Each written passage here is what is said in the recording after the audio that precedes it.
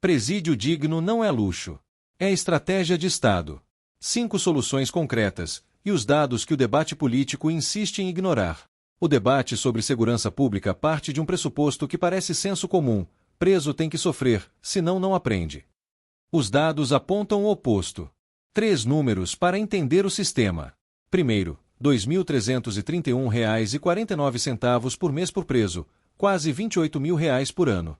Segundo, 663.906 presos para 488.951 vagas, um déficit de 174.436 pessoas. Terceiro, aproximadamente 40% dos presos estão aguardando julgamento. Podem ser absolvidos. Dados de 2024 da Senapem, do Relipem e do CNJ. E o resultado de todo esse gasto? 21% dos egressos reincidem no primeiro ano. 38,9% reincidem em 5 anos. Estudo do Departamento Penitenciário Nacional com a UFPE, publicado em 2022, baseado em 979 mil presos acompanhados entre 2008 e 2021. O Brasil gasta muito, prende muito, e continua produzindo crime. Por que ambientes degradados pioram o problema? Sem rotina e hierarquia institucional, a violência vira o único ordenamento disponível. Facções preenchem o vácuo de governança deixado pelo Estado. O PCC e o Comando Vermelho nasceram dentro dos presídios. O caos não endurece o sistema. Ele o torna mais caro e menos eficiente. Isso foi confirmado pela Diretoria de Inteligência da Senapem à CPI do Crime Organizado, em novembro de 2025. 5 soluções concretas. Todas operacionalizáveis dentro da estrutura que já existe. Primeira, previsibilidade jurídica. Segunda, incentivos comportamentais. Terceira, ambiente controlado. Quarta, trabalho prisional remunerado. Quinta, visitação ampliada interna. Vamos a cada uma delas. Solução 1. Previsibilidade jurídica. Penas claras, com cumprimento efetivo e sem ambiguidades. O preso frequentemente não sabe o que o espera, nem o que pode fazer para mudar sua situação. Ambientes com regras opacas são ambientes onde qualquer faísca pode virar incêndio. Previsibilidade não é benefício ao detento. É ferramenta de gestão para o Estado. Solução 2. Incentivos comportamentais. Condições de vida vinculadas diretamente ao comportamento individual. Bom comportamento abre acesso a melhores condições, trabalho, educação e contato familiar. Comportamento problemático tem consequências verificáveis e proporcionais. A transição é de um sistema reativo para um sistema gerencial, onde o Estado antecipa comportamentos em vez de apenas reagir a incidentes. Solução 3. Ambiente controlado. Organização física, higiene e rotina estruturada. Não como concessão ao detento, como ferramenta de redução de tensão e risco. Presídio com rotinas previsíveis exige menos intervenção de força e produz menos incidentes. É eficiência por necessidade, não generosidade. Solução 4. Trabalho prisional remunerado. É a proposta com maior potencial de impacto sistêmico. 3 resultados simultâneos. Reduz o custo operacional para o contribuinte, cria um mecanismo concreto de compensação às vítimas e forma uma reserva financeira para o momento da soltura. Egresso sem dinheiro, sem moradia e sem emprego imediato tem poucas alternativas ao retorno ao crime. A reserva muda esse cálculo. Solução 5. Visitação ampliada interna. Substituir saídas externas por visitas dentro das unidades, mais frequentes, de maior duração e em melhores condições, sem que o preso precise sair.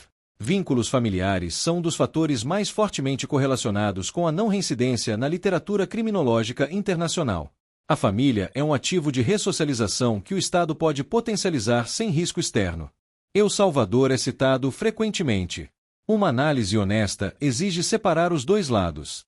O que funcionou? A taxa de homicídios caiu de 106 para 1,9 por 100 mil habitantes entre 2015 e 2024. Dado real. O que vem junto? Direitos constitucionais suspensos, 80 mil presos incluindo inocentes comprovados, denúncias de tortura sistemática pela Anistia Internacional em 2024, e o Departamento de Estado dos Estados Unidos classificando as condições como severas e ameaçadoras em 2023. O Brasil não pode replicar esse modelo. População 16 vezes maior, estrutura constitucional diferente e escala incompatível. A Noruega partiu de uma reincidência de 70% nos anos 1990, similar ao Brasil, e chegou a 20% após reformas estruturais. A média europeia é de 55%, o que é replicável independentemente do contexto, incentivos comportamentais, trabalho remunerado e visitação estruturada. São exatamente as soluções 2, 4 e 5 desta proposta. Qual é o custo real da violência para o Brasil?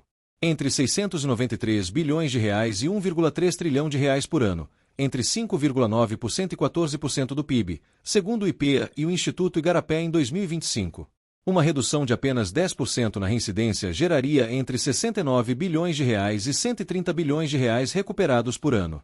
Para efeito de comparação, 69 bilhões de reais supera o orçamento federal do Ministério da Educação. Se a reincidência cair de 38,9% para 25%, metade da melhora que a Noruega obteve em 10 anos, seriam 65 mil pessoas a menos retornando ao sistema por ano.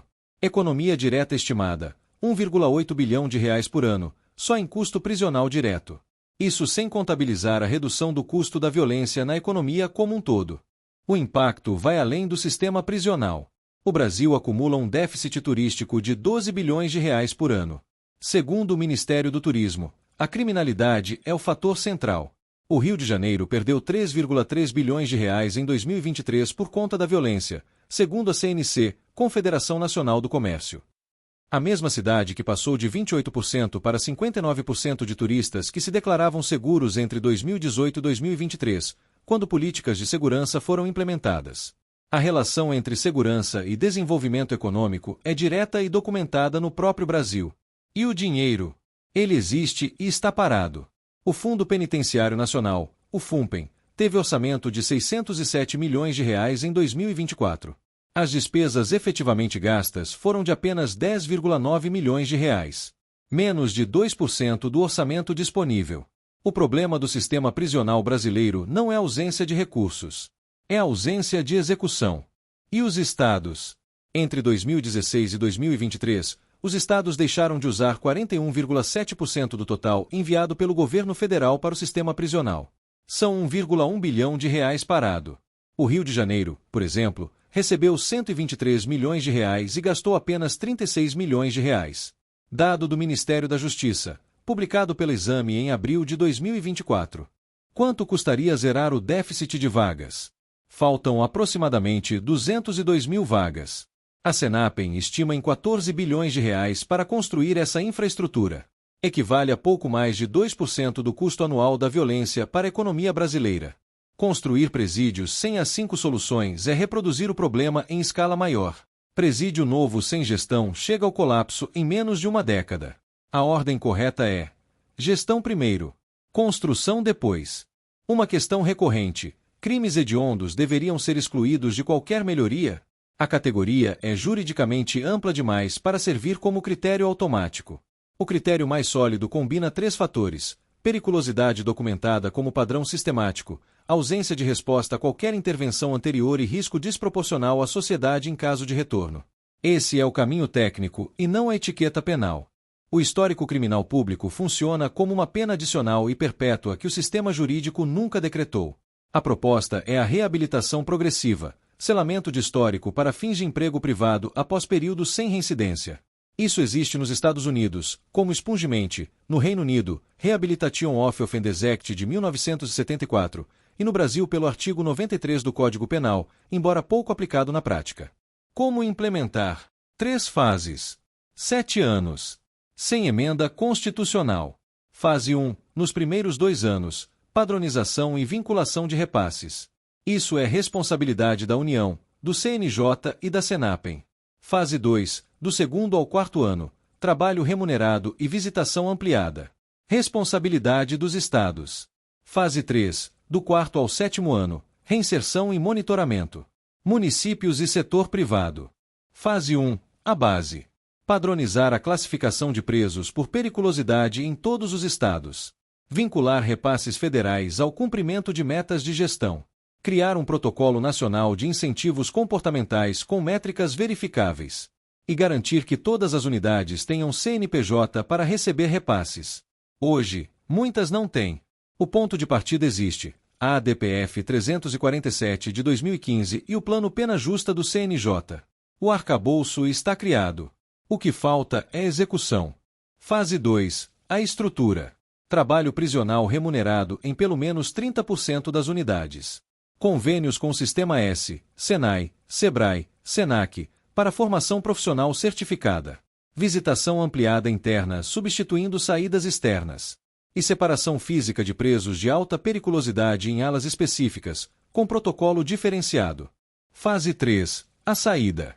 Ativação plena da Política Nacional de Atenção às Pessoas Egressas do Sistema Prisional, o PNAP, criado pelo Decreto 11.843 de 2023. Incentivo fiscal federal para empresas que contratarem egressos. Monitoramento público de reincidência por coorte e por estado. Transparência total.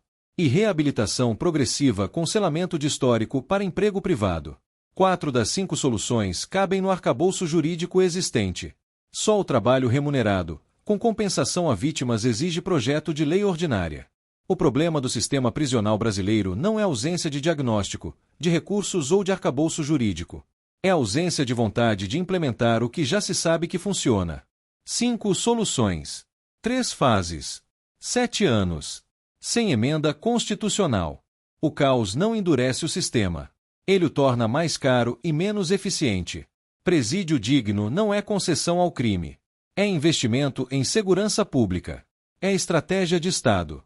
O artigo completo com todas as fontes está no link da descrição. Inscreva-se para não perder os próximos vídeos.